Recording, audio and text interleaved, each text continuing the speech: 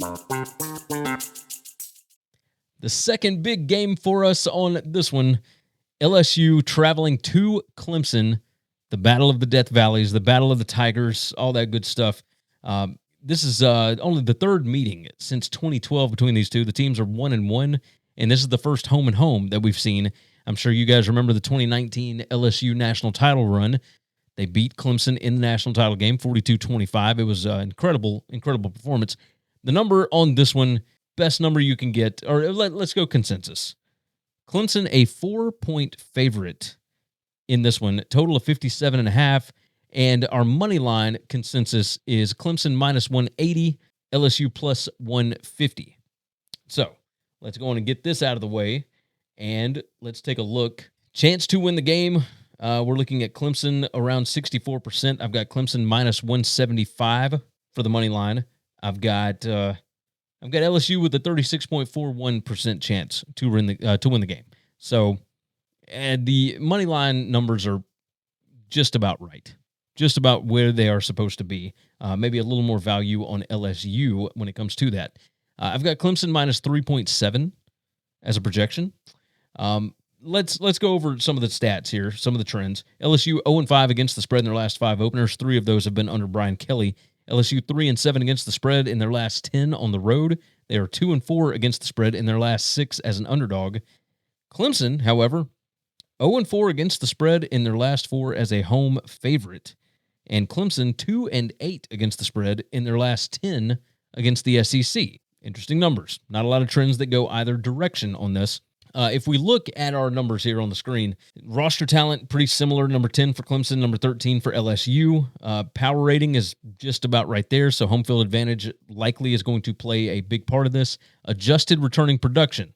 LSU has brought in a bunch of dudes that have experience.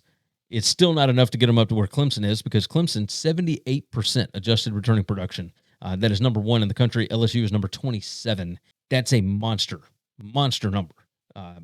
Garrett Riley going into, I believe, his 3rd season as the offensive coordinator. Things have certainly picked up as far as that goes. Number 32 in time per play on offense. Number 73 for LSU on that explosive margin. Not very good for either team last year. We're looking at number 8 against number 7 when it comes to offensive rank. Defensive rank, number 15 against number 33. LSU has got some stuff to improve on, but let's take a look at the position breakdowns, okay? Quarterbacks, both of them are really, really good. Cade Klubnik on the Clemson side, of course, Garrett Nussmeier on the LSU side. The Clemson offensive line, number 1 unit in the country. Defensive line for LSU, based on the guys that are coming in, number 5. That will be a huge boost for the Tigers from Baton Rouge. Running back versus linebacker, right? Well, yeah, running back, number 30 for Clemson. They've a lot of unproven there. Of course, they lost Phil Maffa to the NFL. Linebackers for LSU, number 2. That's based on experience and recruiting rankings. Skill position, number 9 for Clemson. Surprising to see them up that high. The back 7 for LSU, number 2. They got dudes down on the bayou. That's the way it works. So those position number groups for LSU's defense, surprisingly higher than they have been in recent years. They've had talent. They just hadn't known what to do with it. I think Blake Baker is certainly heading things in the right direction. Now, the other side of the field, defensive line against offensive line. Clemson's defensive line, number 2. The offensive line for LSU, that's where the question marks are, number 29. The linebackers for Clemson, number 24. Not as much experience when it comes to that side. Running backs for LSU, number 18. We're going to see exactly what they look like this year because there were questions about them last year as well. They could not run the football.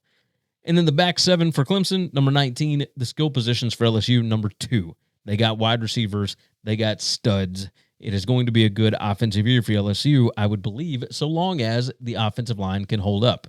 This is one of those games where it looks like there's a mismatch between the defensive line for Clemson and the offensive line for LSU. If that offensive line can hold up, I feel pretty decent about Brian Kelly's bunch.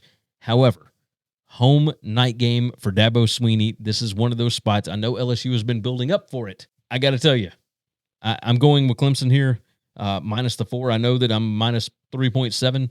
I don't like that extra point here. I think it's going to be a tight game, but if I had to pick one, I'm going Death Valley at night, and it'll be the one in South Carolina that gets it done. So give me Clemson minus the 4 on this one. Thanks for listening to Winning Cures Everything. Subscribe, leave a review or comment, follow at GaryWCE on X, and check out the web store,